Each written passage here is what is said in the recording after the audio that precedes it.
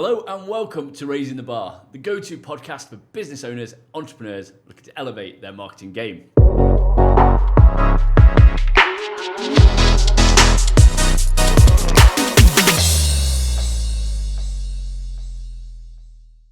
Today's guest has built an empire in the reselling game. He started at the age of 16, he's built it out, he's now got a big store in Dubai, he's opening another one. Ladies and gentlemen, Harley. How are you, Jamie? I'm very well, mate. Thank you for joining us this morning. No, it's a pleasure, mate. Thanks. So you've been making waves in the industry recently. Yeah. You've got some unbelievable things going on in Dubai. But let's go back to the beginning, back in the UK. How did you first get into the reselling game? Yeah, so the UK, somewhere where I definitely won't be going back to. As you said, Jamie, it all kick-started when I was 16. So never had any interest in fashion, never cared about designer brands, solely because I didn't have money for these brands. Typical young window shopper. And it wasn't until one of my brother's friends, who was quite a big reseller at the time, bear in mind I didn't know what reselling was, but he was like, look, do you want to come and queue up outside? I'll give you £10 to queue up outside. I'll give you the money for the shoes. You get me the size I want, go about your day. So I'd make £10 for literally queuing outside this shop at 5 a.m, with a load of other people like me, with a big wad of cash, go get him his shoe, take my £10, he goes about his day, and I'll go about mine. So there was never no, I'm doing it for business. It's like, well, he's literally going to give me £10 to stand outside this shop, get him his shoes, and then I'm just going to go about my day. Absolutely. So it used to be once a week, it might be a Saturday, then that turned into Friday, Saturday, Sunday. So at the age of 16, making £20, £30, for me, was a lot of money, right? And it wasn't until that sort of couple of months in, until I got around 17, sort of that age, that I thought, you know what is he actually doing with these shoes? Of course, he's obviously going to resell them. What's he reselling them for? But he started to put a little bit more trust into me. Yeah, so he started to go, okay, cool, look, I can't make it today, so can I give you £20 for these shoes, but you're going to go and meet Joe, for example, at this Liverpool Street Station, for example, and he's going to give you £400. I was like, wait a minute, you've given me £20, the shoes cost £130, but I've sold them for £400. So like, bingo, now I know what he's doing. Now I know the kind of margins that he's making. But I never had, the thing that frustrated me the most, I didn't have the money to buy the shoes. And trying to persuade your mum and dad to give you £150 on a pair of Nike shoes that you could supposedly at 17 sell for £500, they weren't having it. Like, it wasn't happening. So 16 to 17, I just sort of just sponged him up a little bit, just sort of like really absorbed what he was doing, understood it. 17, he got me doing deals. And then it got to a point, just before 18, I was like, I've now got no money to buy a pair of these shoes. So I literally just went in and I just bought a pair for myself. And then it all sort of just went from there. Unbelievable. Yeah. So that was the turning point where you really saw that it could be a business. Yeah. But at that stage, obviously you're 18. Yeah. Like you said, you haven't got the money to go and do it on a big scale. So you went into what we could call probably a normal job. Yeah. You went into recruitment, wasn't it? Well, mate, I've done loads. Like if I showed you, because look, I've always been very driven. Yeah. It was never I wanted to be loads. Yeah. It was never wanted to be a football player. Like if you look at my CV, I've done work experience with British Gas. I went and done work experience with EY, Ernst & Young. Yeah. I actually turned down that job because it was too corporate. Wanted to be an accountant. I've washed dishes. I've worked in mate, I've done loads because what I set myself to do, right. That what I was doing for that reseller, I never looked at that's going to be my career. I want to be my own boss in reselling. Still to that point, didn't have any interest in shoes or anything. It was more I was addicted to making money, right? So what I looked at is okay, I'm selling shoes on a Saturday. I was washing dishes on a Sunday. Yeah. So down Columbia Road, if anyone's from East London don't know it, there was a little bagel shop down there. He used to pay me £50 to sit at the back, mate, and wash dishes. I thought lovely. Do you know what I mean? I'm making £20 there, £50 there. Then I started to flip shoes, so I'm flipping the shoes and then still washing up. I was making a lot of money, mate, like on the weekends. And it's just learning how to do those deals, how to get that work ethic. All transferable, do you know what I mean? Like the washing the dishes, no, not the greatest thing, right? But I was meeting people. Yeah. And it was like I was meeting people there that I still speak to now that are ultra high net worth. Yeah. So everything sort of made sense. But talking about like a proper 9 to 5, I went into recruitment. Exactly. Yeah. And then COVID hit, and this is where you really transitioned completely into the reselling. Yeah, so being brutally honest with you, I had the sort of back and forth mindset. I started to fall out of love with the game a little bit, solely because the 9 to 5 swallowed me up. Yeah. Now, watching Wolf of Wall Street, going into recruitment, I was living the dream. Yeah, wearing a suit, going to work, I'm 18, 19, I'm in the booze on a Friday, I'm sales, I've got a headset on, I'm roaming around the floor, I'm the big dog, right? And I was the underdog in this company because one, I was the youngest. Two, I sounded a little bit different than everybody else because I was a little bit of sort of like a street kid kind of thing. And I'd never worked for anybody before. So doing recruitment, fell out of love with the reselling space. And so 18 to 19, I just went full steam, living and breathing this company. Like I took what I'm doing on social media now is what I was doing on LinkedIn for them. Yeah. So I knew about content, and that's how I sort of blew my desk up in recruitment. But completely put reselling to bed because I thought, you know what, the company really embedded into me, like, this is you, mate. We see you in this company, giving me the spiel. Like, we see you in this company forever. And I did, because I'm on the phone. I felt like I was running my own business. But that little devil on the shoulder was like, mate, you're unemployable. Like, this isn't for you. And I was unemployable, and I still am now. Like, I could never work for anybody because I think of, how can I do what you're doing? Same way I've done with that reseller. I wanted to know how he was making money, and once I knew, I just copied him and done it myself. Same applied to recruitment, but I didn't set up a recruitment company. You went into Tried. So COVID, you've left the job, and it's just really the start of the reselling story to now, because you set up your first shop, office, if you want to call it. Yeah. In your garden, in the shed, didn't you? Yeah, exactly. So going back a little bit, so lockdown hit, I had rekindled back with reselling. Yeah. So how sort of a day in the life would look for me, so I would wake up at 5, in the coffee shop, mate, mapping out the content for my reselling page that weren't big then. Like, and it weren't even called trend sourcing, it was called, might have been called Unlimited Fashion. Yeah, and I then went on to sell that name to somebody else for like 500 quid. But it was Unlimited Fashion, didn't have no passion for the game, bro. Lost a lot of money on buying a big parcel of Alexander McQueen's. And I was like, just stick to recruitment, right? But rekindled back with reselling. So I was waking up at 5 a.m. in the coffee shop, mapping out content for social media, now going into work. Now, if anybody does recruitment, it's unsociable. Like, to that point, people in work either thought I was going to the toilet to do drugs or thought I had a bellyache all the time because I kept nipping to the toilet on my phone until my manager pulled me in and he's like, mate, like, you've got to stop the phone. Yeah, you've got 2 phones. You've got your work phone and you've got your personal. You're always on your personal. Why? Didn't want to tell anyone about what I was doing. And I think the biggest tip to anybody, never tell your 9 to 5 that you're doing something else on the side. So I used to just blag it because I was still doing deals. Lunchtime come. In recruitment, it's against the law, bro, to go out and have lunch. You should have it at your desk. I used to go out on my phone, texting clients, prepping for them. When I finish work, I can then start seeing clients again. So I was still quite deep into reselling while working a 9 to 5. Then lockdown came. Yeah. But because I was doing good numbers in recruitment, they didn't furlough me. Yeah. So they kept me at home working, which could have been the worst thing for them, but the best thing for me. Because I'm still getting paid, and I started to fall out of love with the job. Because I loved recruitment. Like, it's not, I left my job, I hated my 9 to 5. I didn't like it because it didn't give me freedom, but I liked it because I felt like I was my own boss at times, and I did make a lot of money. So lockdown came. First 2 months, loved it. Like, you ain't got to wake up for work, you're at home, everybody was home. Like, it was enjoyable. But then it got to a point where I'm like, this isn't for me. And I completely parked reselling because I'm thinking, wait a minute, like, everybody's stuck at home. There's no events. That's where we made our money. When the events were on, everybody would come to us for designer clothes. So I'm like, this isn't going to work. But then Instagram started to grow a little bit. And I'm thinking, I'm not even really posting anything. But the good thing about lockdown is, going back into reselling, I tried to hit up all the big suppliers. Yeah, trying to build supplies, trying to build connections, trying to rekindle, but they needed heavy minimum spends. Yeah. Lockdown came. These same people that said, no, mate, 30K minimum spend, 50K minimum spend, are now chasing me. They now want me to buy, but there's no minimum spend.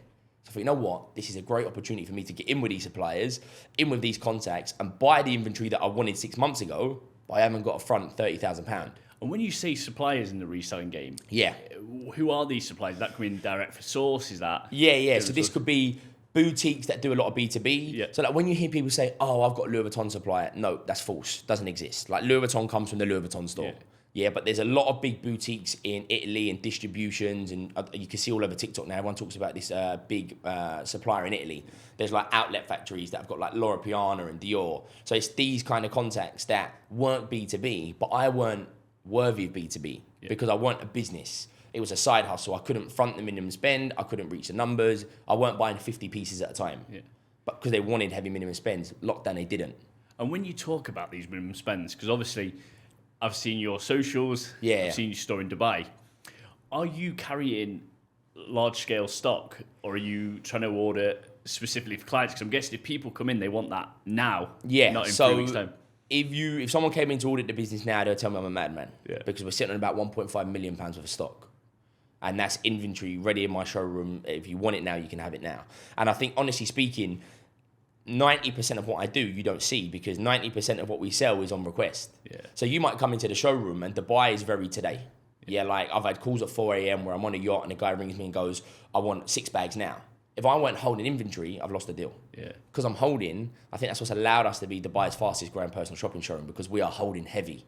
Yeah. All the other showrooms are consultations, which for me, I don't think works in Dubai. But it's a huge, huge risk. As you said, going back to that Alexander look, McQueen story in the past. if the market goes tomorrow, I'm done for. Yeah. I'll be back washing dishes again. That is the truth, because it is a big risk, but it's allowed me to position myself super, super strong in the industry. Is it a risk? Yes. But are we selling huge volumes? Absolutely. Yeah. So we can... And I guess that's really your point of differentiation, because when you see a lot of these lads on Instagram and stuff, you can kind of look from their business model, you can see that when they're dropping clothes off, so they're almost taking the order, going and finding it, dropping it off. They haven't got the cash behind them to actually carry that level of stock. Yeah, exactly. Which, look, that business model is great, because we offer a full 24/7 sourcing service. Like, how fashion works is that I have got 1.5 million pounds of stock, but you're still going to come in and go, the bag I want's not here, or the pair of shoes I want's not here. Then our personal shopping team come into play. Yeah. But I think to be able to have both, especially in Dubai, it pulls somebody in, and somebody out of impulse, because Dubai is very impulsive from what I've learned, someone will buy. Exactly. I also think if you come in and there's the Birkin, but not in the colour you want it, but there's 6 others, there's the whole Laura Piana Summer Walks range, but not the colour you want. It does give credibility that 100%. Look at what these people have got. Yeah, 100%. And as you said there, if I didn't have that Birkin 25, you may have not even thought about buying that bag. Yeah. So you might look at a Birkin 25 and go, okay, cool, I don't like that colour, but what else have you got? Well, we can sit down, have a coffee, and I can run you through the full collection that I can find. No client, and this is honestly speaking, has ever walked into my showroom and walked out and not bought nothing. Yeah, remind me not to go in your showroom. Yeah, exactly. So that's a disclaimer, you've got to buy. Exactly. And obviously, you've experienced massive success over the last few years. I'm guessing there's also been some fuck-ups along the way. Mate, 100%. Is there any, what's been kind of, would you say, your worst purchase? Is there anything you bought and you've just sat on it forever? Yeah. Worst purchase. Well, when I first started, I put £15,000 into Alexander McQueen's, which at the time, I was a genius. Until not doing market research and looking, okay, flannels have now got them for 70% off. Yeah. So you can't undermine the major reseller, and you've paid quite a premium that you thought was a good deal. For me, I've always been addicted to buying. Like, I've always been that like childhood reseller that I'd love to look in my bedroom and have like a mini storeroom. Yeah. So I remember when I bought these Alexander McQueen's, I piled them up in my bedroom. And I just kept looking at them, and I thought, you know what, mate, you're on something here. You got your own little storeroom. And even now, I've just bought another storeroom in our Dubai office. And it just gives me a buzz, mate, to walk in there and go, like, all of this stock is mine, which is a little bit dangerous, because like my business partner goes to me, stop buying, bro. Yeah. I'm like, bro, I love it, because I love a deal. Like, if I find something cheap, I know I can flip it. When, I don't know, but I know I can make money from it. So it's a bit of a catch-22. Yeah, those Alexander McQueen's were every short guy's dream, weren't they? Oh, bro, when they first come out, I thought these ain't going to sell. Yeah. Then they started to boom. I thought, you know what, let's get some wholesale. The minute I bought them, Flannels did this 70% reduction sale. They were selling them for like £210. My cost price was $350. So I was like, oh my gosh, I'm in to lose a lot of money here. And I did lose. So if we look at your model, so I think for you understand it very well. For a lot of people, the reselling model is a little bit hard to get their head around. In terms of, just explain to everyone the benefits of doing reselling with you, because you would imagine a high net worth individual has got a relationship with Hermes or has got a relationship with Louis Vuitton. Where does your service come into play? Where do you think people love working with you? Look, I think there's loads of different things, right? I think we offer a luxury bespoke one-to-one personal shopping service. What you get from me is what you want. Now, let me run you through the journey of you going into Hermes. You go into Hermes, no matter your net worth, who you are, what you are, they don't care. For you to be able to go and get a Birkin bag, which is the main reason you're going into that store, you've got to hit a spend threshold. So there's client number one who will come into my office and go, no, you're too expensive. Yeah. But then really when you look into the data of buying from Hermes, in Dubai, the statistics are you have to spend in one transaction 300,000 dirham to even be thought about, do you want to look at leather goods? Yeah. So you're spending 300,000 dirham on, and it's not what you want, right? This is where people get it wrong, and Steve's a big advocate of this, because I went on his yacht the other day and he had plates and ornaments and pillows and blankets, and I thought, you're the Hermes for, aren't you? Yeah. Because you have to buy all that stuff. Yeah, so you're buying the stuff you don't want to then go and get the bag you want, but when you look at the ratio, you've paid 10x on the bag anyway. With me, what's in my store is 1, desirable, 2, waiting list pieces, and we're private and bespoke. You walk into my office and we care, and not to sound cheesy, but we care about the client. Hermes don't care about you. I'm not telling you, you've got to spend a certain amount before I let you see the special stuff. Come in, have a coffee, we deliver it direct to you, and exactly what you want is what I've either got or what I'll find. And think with Hermes, you can only buy 2 bags per year. Maybe you want a gift, or maybe you've got a couple more wives, than what you should have. Well, you can't go and get as many bags as you want in Hermes. With me, if you want to come in and buy 10 bags, sit down, relax, we can buy 10 bags, and it's bags that you want. With the resale game now and the retail game, it's a sly industry, bro. Like, you've got to hit a certain threshold to get to where you are. And look, Hermes has done amazing with it, but it's rubbing people up the wrong way now. Yeah. And we don't. No, exactly. And I think one of the things for me individually is, like, I absolutely hate going to Dubai Mall. This is the thing. Mate, I find it a stress from start to finish. I get lost about 10 times. By the time you go into somewhere, and some of the stores now, when you turn up at the door and put your name down. This is the thing, bro. Hermes is minimum 35 minutes wait. So by the time you even get to seeing someone, you're already angry, you're frustrated, and they talk to you and treat you like you're like the bottom of the shoe. Yeah. It always makes me laugh. Marbella, where I'm originally from, the Hermes there, right? Every time you go, there's a massive queue for it. Massive. And then you'll turn up and you look at this queue and you think there is not one person in that queue who's buying anything. Yeah. Yet they're making this massive queue. But the reason I'm saying is, I was on with Steve the other night on the yacht. Yeah. All of a sudden, the driver pops up, actually comes down the jetty, up onto the yacht, trend sourcing bag to deliver. Was it? Yeah. Should have got that on camera, mate. Exactly. But just how important do you think that personalised service has been for you and the company? Yeah, look, in the UK, no one cared about it, bro.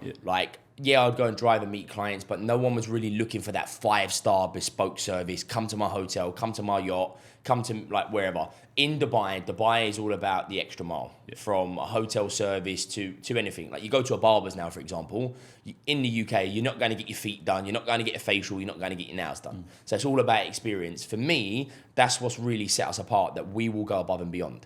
As I mentioned to you before, getting called up at 4 a.m, client was on a yacht. He's like, mate, I'll bring every bag that you've got. He bought every bag. But Hermes, one is closed, it isn't going to come. And other resellers probably wouldn't come.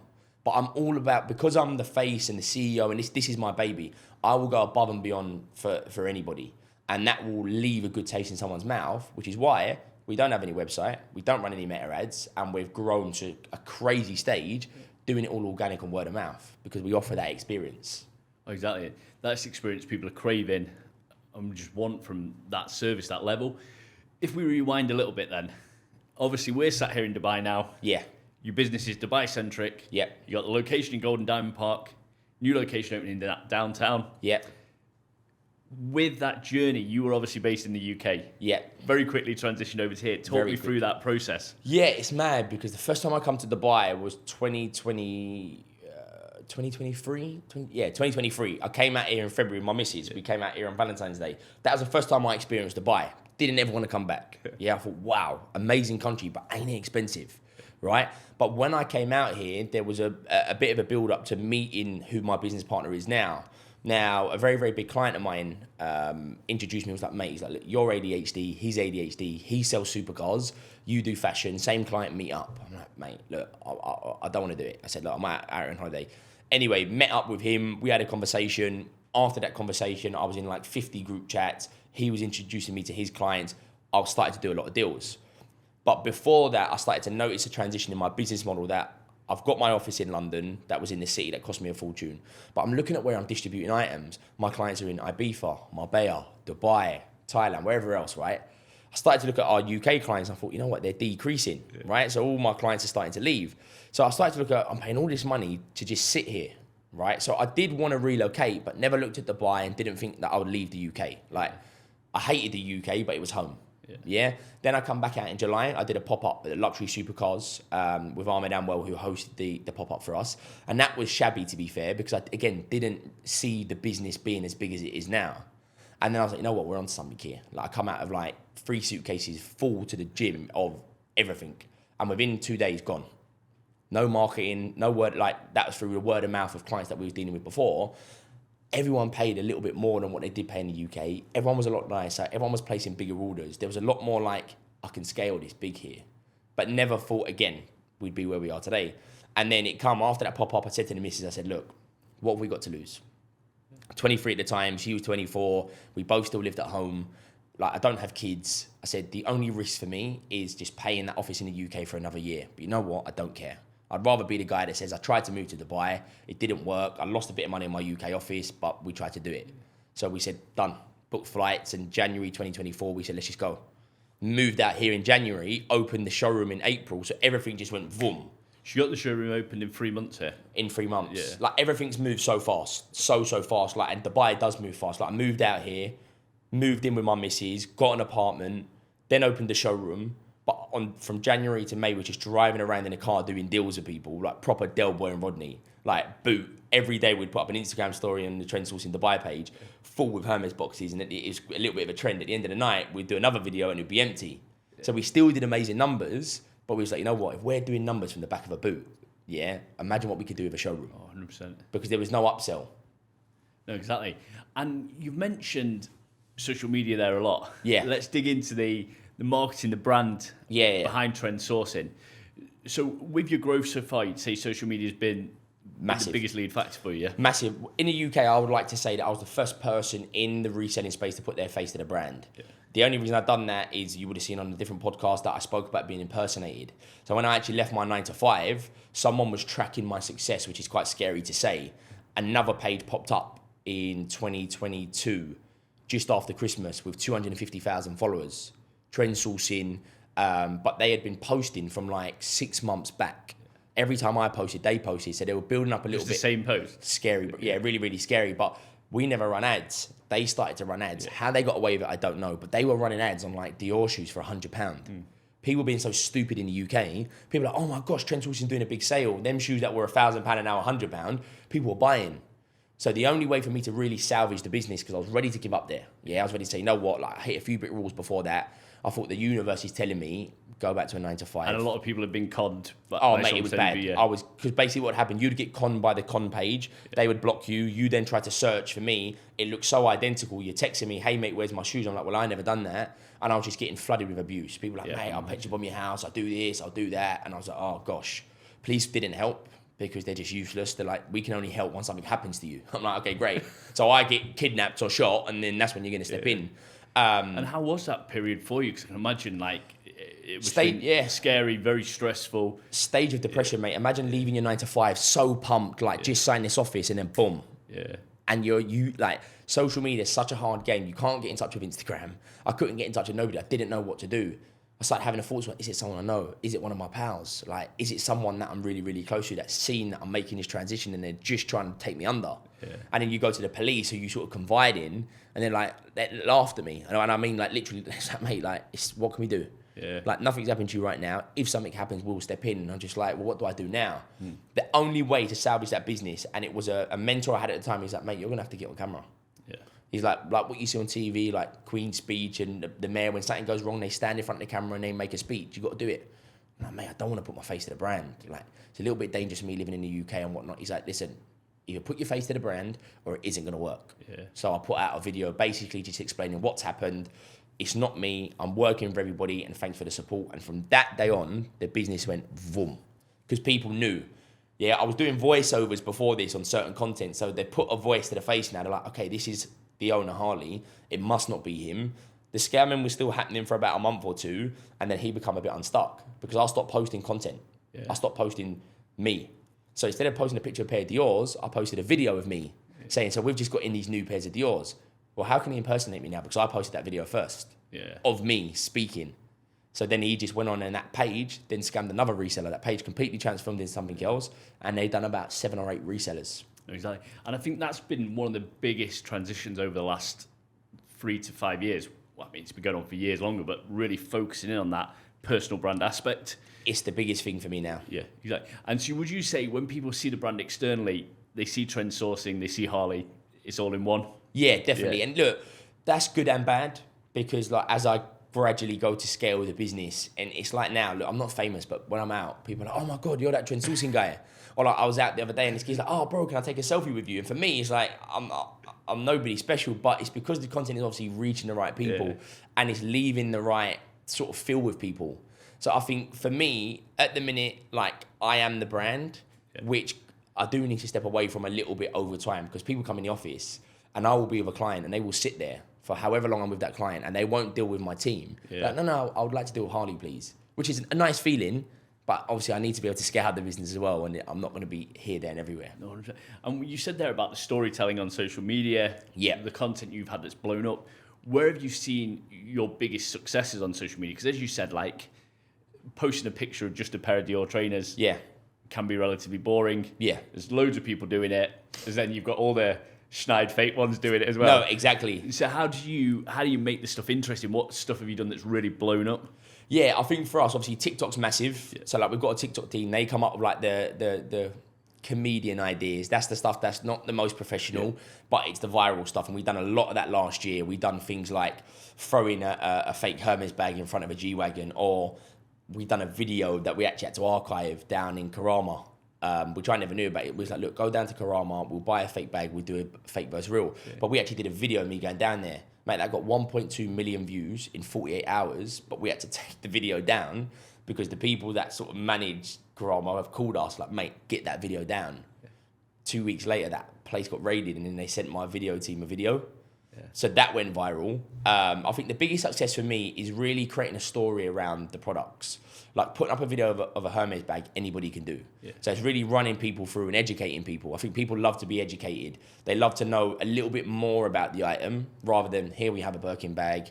If you look at our content, it's nothing about selling. No. And on my other business, because I've got an educational business, we don't talk about selling. We talk about really educating the client, giving them a sort of excitement feel before they come into the showroom, or trying to give off our experience through that video that makes them want to come in and see us. Yeah. And like I say, for a non-street facing showroom, the footfall's crazy. Yeah, it's unbelievable that.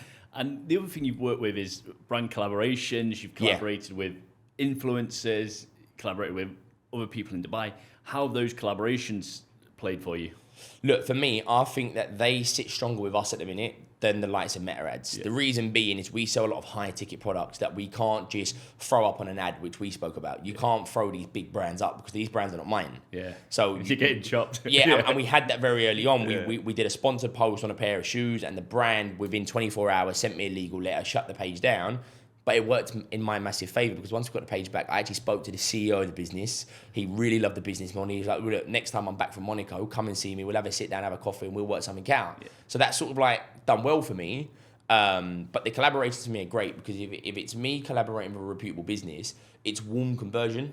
Yeah. Because if you're reputable and you're promoting me, people then know that I'm trusted. Vice versa, if I'm then promoting you, and it's just sort of client crossover. Oh, 100%. And playing into that as well, you really focused on networking in Dubai. Massive. Just where have you seen the differences with networking in Dubai compared to networking in London, in the city, around the home area?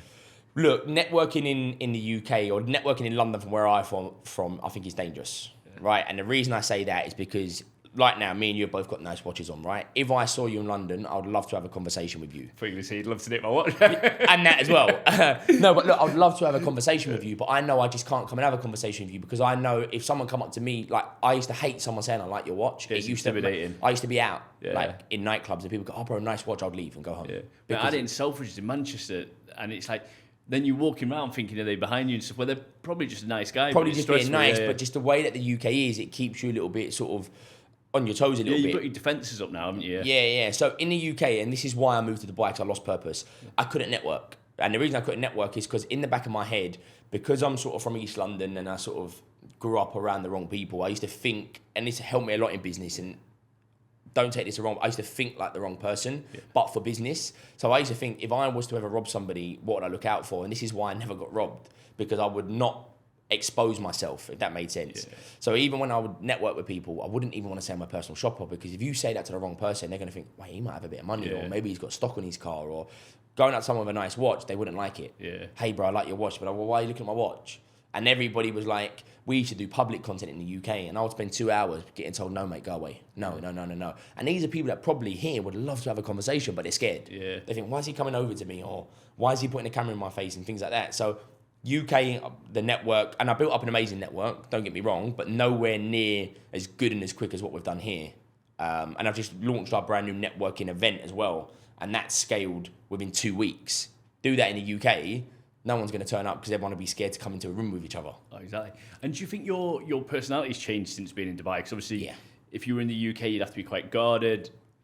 quite enclosed, still living with your old mindset. 100%. Have you seen yourself transition from being here? Well, yeah, look, let's just say this. If you would have asked me to go on a podcast in the UK, I probably would have said no. I went on one podcast in the UK and loved doing it, but hated every minute of it because I didn't like being a public person in the sense of like talking numbers or talking about my success or talking about what I'd done. I remember that podcast going out and I'm thinking, shit, man. Like, oh. And for me, I was very narrow-minded. Someone says, oh, yeah, I really want to help you out, or let's have a meeting about this. I'll be like, no, what's in it for you? Yeah. What do you want from me? Or what's this person trying to do? Because the UK, unfortunately, it's a little bit of a dog-eat-dog. Someone sees someone doing well, they latch on. They will either help and be genuine, or they will just try and absorb information and just try and basically do you over. Yeah. Here, I'm very I'm me. Like, I've always wanted to be like this. And it's why if you look at the content from 2 years ago on TikTok I was putting out, I'm sort of like, you can see me wanting to be and do the content I'm doing now, but I couldn't be as open, as outgoing, as sort of talking the numbers and talking about what we've got on stock-wise, because that wouldn't have been safe for me. Now, it's like the world's my oyster. Yeah. I think that's a really, really great thing about Dubai as well. Is I think when you're here, you learn to genuinely celebrate other people's success. Mate, I love it. Because in the UK, we all chat shit, right? Exactly. And like growing up, we all say, oh, we're so happy for our mate who's absolutely smashing it. Yeah, yeah. But in reality, you're not. You're bitter. You're thinking, why them, not me? Exactly. And we can all bullshit, but that is how you genuinely feel. When you get to Dubai, you start to build this network. Yeah. Where you realise that there's no point in winning alone because you need the group around you winning as well. Mate, 100%. So everyone's passing stuff, moving it between you. And you build like everything stronger together, which is, I just think, the best thing about being here. Mate, 100%. It's why I just launched a network room. Now, that's a free networking community that I built of like-minded entrepreneurs and go-getters. Yeah. Now, I'd have never have done that in the UK, right? This network room, and we've done on Steve's Yacht, we've done a networking event the other day on Steve's Yacht. Huge success, right? 25 people turned up. And it was so refreshing to speak to people in and around my age. Some people younger than me doing way better than me. Some people older than me doing deals. There was people doing deals there. And when me, Andy, and Jimmy, who set up the event, sat there, was like, mate, this is just amazing. Yeah. Where in the UK, I'll sit there and go, mate, I'm depressed. How's that person done better than me? Or how's he made more money than me? Or how's that 19-year-old a millionaire already? It weren't that. It was like, it got me pumped. Do you know what I mean? Like, I'm 24, but that person younger than me is killing it. You know what? I've got to work a bit harder now. Yeah. Or how can I collaborate with him? I think that's the great thing with what you boys do in the network room, and you guys in general, though, is there's a group of you who are 21, 22, 23, 24, 25. Like, you're such young lads. Yeah. And to be doing that at that age, because you look at like myself, my boys, Steve, and that, we're all old boys. Yeah, I mean, don't put me quite in that category. We're all 10 years plus older than you, and I don't think any of us could sit there honestly and say we were in that mindset at 23, 24. It's probably where we got to at 30. So for you guys now, to be locked in at that stage is fucking phenomenal. Yeah, it's really exciting. And look, I think it's hard to say it for ourselves, but when you hear it from people like yourself and Steve says it all the time, it's like, mate, like what you're doing at your age is phenomenal. Yeah. Sometimes I don't think that. Sometimes I think I should be doing way more. And I just sort of burn myself out thinking I should be doing more. But I think, look, the world's different now. Back when I probably started to get into business, there weren't social media for you, for sure. Yeah. Not saying you're old, but there probably weren't the likes of TikTok and social media and all this sort of online space where you could literally set up an Instagram account tomorrow and probably churn millions if you've got the right product or right push. Yeah. No, I mean, that's the thing. I can't remember. I think it was, who said it the other month, but they said there's never been a time where it's so easy to make money. So easy. But there's also never been a time where there's so many distractions to not making money. No, exactly. So and I think it's about being disciplined. Exactly. Like, everyone's got every opportunity at the minute, but you've also got every opportunity to sit on your ass and watch Netflix from dusk till dawn. Mate, and look at Dubai. It's the only place in the world that I've known a party to be on a Monday, Tuesday, Wednesday, Thursday, Friday, Saturday, and a good party. Yeah. It's why I said to you at the start, don't want to drink in Dubai. No. Because Dubai, for me, is to grow, to scale, and just to build to new heights. We could all easily sit around a beach club. Like, we're in a country where we live on the beach. Yeah, we could go and sit around a beach club and doss all day, but unfortunately, it's about like really locking in, and I think that's why I sort of people say I'm miserable sometimes, right? Because they're like, bro, you're 24, like go out a little bit. No, I would rather like flip reverse and do so much now. Yeah. So then when I hit 30, 35, I'll have it large, but I'll be so rich and I'm going to manifest. I'll have so much money that I could just take my foot off the gas a little bit. But right now, it's about building stages. We spoke about this before the podcast. It's something like I've advocated to a lot of people, but something I really tell the younger lads as well is like the number one reason people like end up everything going downhill in Dubai is because they get addicted to the party. Yeah, they yeah, get the addicted lifestyle. to the lifestyle. They get addicted to that. And the problem is, being a guy in Dubai, if you're out every night partying with people, they're only partying with you if you're picking up the bills. Mate, 100%. So like, it's 100%. A good 100%. way. There's guys you can be earning really good money, and you're ending the year every year in life with less than you started with. Yeah, exactly, which makes no sense, right? Yeah, and there's always someone who's going to ball bigger than you. Mate, and that's what I love about it here, because there's no keeping up. Exactly. Do you know what I mean? Like, you can't feel like the big I am in a club, because someone will just do a bigger bottle show than you. Someone will pull up in a better car. Someone will wear a better watch. Someone will walk in with better looking girls. Yeah. So it's either like just lock in and just stay in your own lane, or get lost in the sauce, and then you'll end up back home. Oh, 100%. So the store in Dubai now, that's nearly coming up for a year old, isn't it? Yeah, so we're approaching a year, April 14th, I think. Yeah. So what's the next big plans for trend sourcing now? So big plans. So obviously we've got our flagship in the Golden Diamond part, which we've completely outgrown now. So the next move going into next year, we definitely want to have a bigger flagship store. Yeah. We love the Golden Diamond part. Don't think I'll ever lose that base. That'd be something like operations, because I love that location. Mate, going down parks, like Mate, mega. best location for us. yeah. Yeah, best location. So the current plans at the minute, we've got a new smaller store opening in Business Bay. So we've collaborated with a luxury men's bespoke barbers. Nice. So it's a separate like retail unit, but basically we've collaborated with the valet as well, that you go into the barbers and then into the shop. Yeah. It's never been done in Dubai before. So to have a real luxury one-to-one personal shopping showroom inside a luxury men's grooming, it's a test phase. It may not work, but I know it will work, because he's got footfall that we're not currently servicing. Vice versa, we've got footfall that he's not servicing. So that's a great look for us. Then we're also opening up in Qatar. So there's been one of our clients opened up a phenomenal hotel there. Nice. So we've got a retail unit going in there.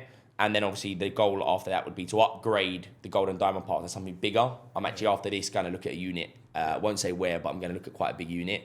And then I would love to obviously branch out into Saudi, and then completely, being honest, and first time saying this, probably step away from the UK. Yeah. Because I think the industry there, and we can all see it, is just, it's not what it was. It's not enjoyable for me. No, I mean, with the problem is with the latest, without going deep into it, the latest government changes, exactly, taxation and stuff, it's going to become very, very hard for high net worth individuals. Not even high net worth individuals, like anyone who's achieved any level of success. This is the thing. To stay there.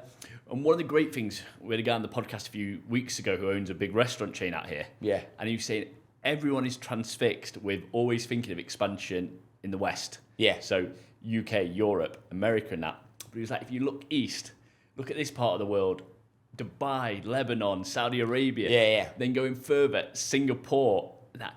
This is the place for business growth now. Mate, 100%. Yeah. Like, I don't look at anything, like Europe's great, but it's like, it's the safety aspect for us. Yeah. Like, I would love to open up in Marbella, right? Because there's nothing there. There's like one store that we do a lot of business with, but they're not. If we went there, we would dominate the game. But is it safe? Is it safe? With the first week, Mate, is it safe to have a load of Birkins on Banus? Absolutely not. Yeah.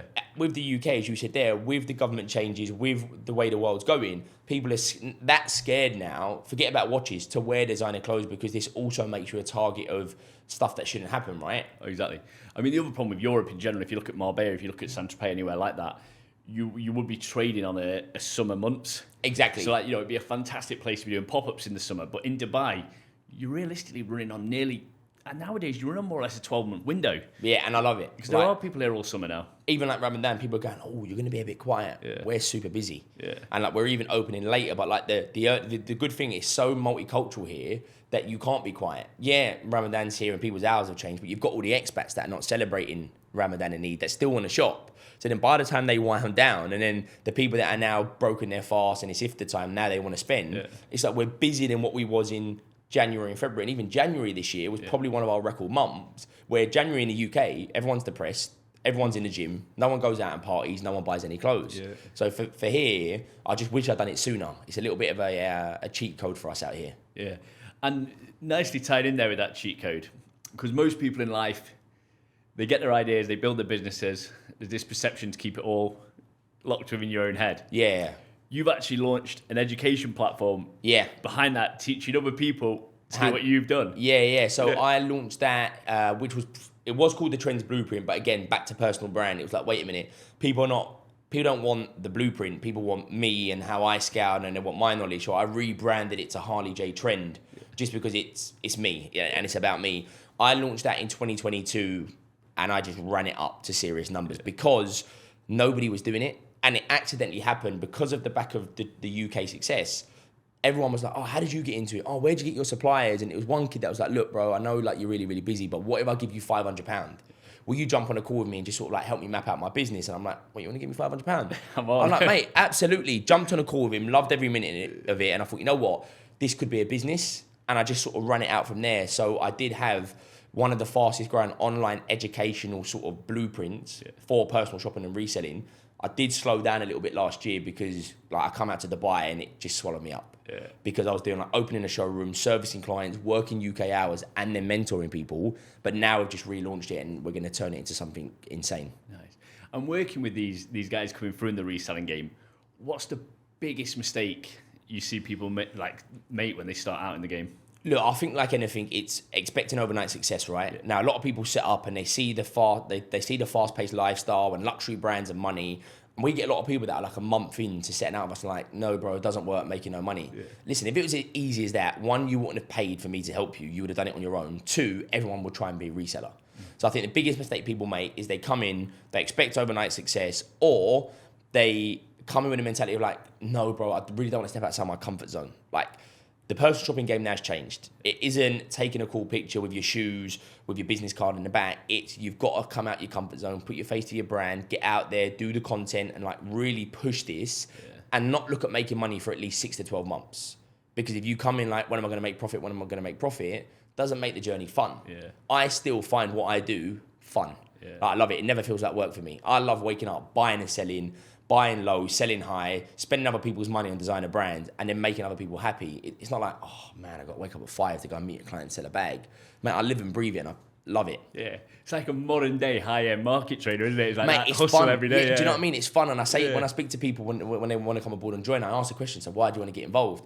But it's a stupid question to ask, because what young aspiring entrepreneur wouldn't want to come on board, buy and sell their favorite luxury brands, and ultimately spend their clients' money? Because with a dropship model, right, we teach them that they don't put any money into the model. So say, for example, that you ask for an item, we have mapped this dropship model out where they look like they've got a lot of inventory. So you're going to pay for this item first. They haven't got the item. So they're using your money, like what I was doing with a reseller, to buy the item and profit. So they're going to have shit tons of cash to go and buy these items, not spending any of their own money, but buying their favorite brands. Like, it's a no-brainer. Yeah. But you've just not got to come in and expect overnight success. Oh, yeah, everything in life takes hustle.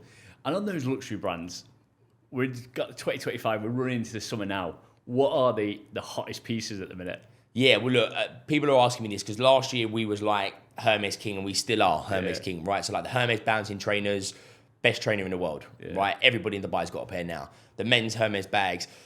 There is going to be a kink in a transition I can see, because it's not going to last forever, that. And we're noticing it now. Not a lot of good colours have come to horizon yet. I'm looking at the lookbooks because we can see what's coming out in the next couple of months. We get things before they hit the stores.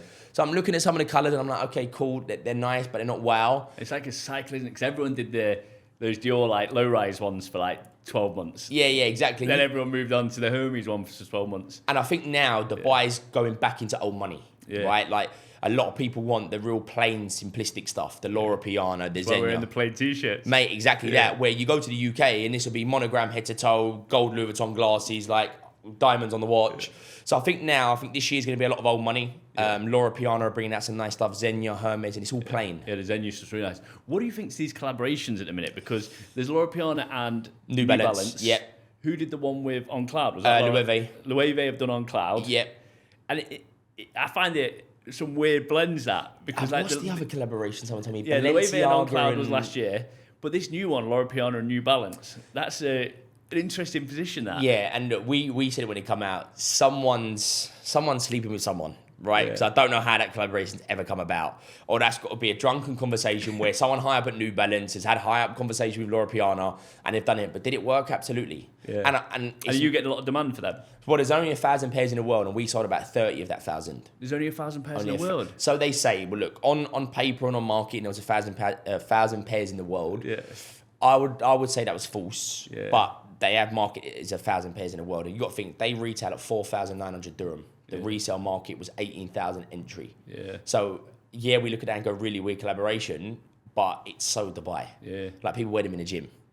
And Zegna, like you said, they've been very quiet for a lot of years, but they've come back strong at the minute. Zegna coming back, Yeah. Laura Piano coming back with obviously their summer walkers, Yeah. their sneakers. But I think again, this old money look's always there. Yeah. Like the Formula One look. Do you know what I mean? The Monaco look. But like Laura Piano are being a little bit more ballsy now with their colours. Like the Aqua Tiffany summer walkers that they brought out, amazing. Same with Hermes. But the thing with these designer brands is they recycle. Now what I mean by this, they recycle colourways. So in the Hermes Chypre sandals, the ones with the strap, they're now coming out in the same colourways as the bouncing trainers in 2023, which we've noticed. So they're reusing colours, but like look at these brands. These brands will always make money. There's nothing bad that will come from them. Nothing that's ever going to happen. And it's interesting there, because obviously your knowledge is so strong now. Yeah. But I can imagine as a 21-year-old lad, you didn't know much about Birkin bags or women's shoes or handbags. Like, there's a lot to learn. Look, I'll be honest with you, and I'm not going to sugarcoat it. I've blagged my way through this industry, right? And I said to Steve the other day, I actually sold my first Hermes bag in 2023. Yeah. And how I become such an expert, and I let you in on this because it's already gone out on one of our YouTubes, is 2023 I sold my first Birkin, and that was actually to somebody in Dubai from the back of the pop-up. So I actually flew out here to sell the Birkin. Yeah. That's the first time I ever see a Birkin ever.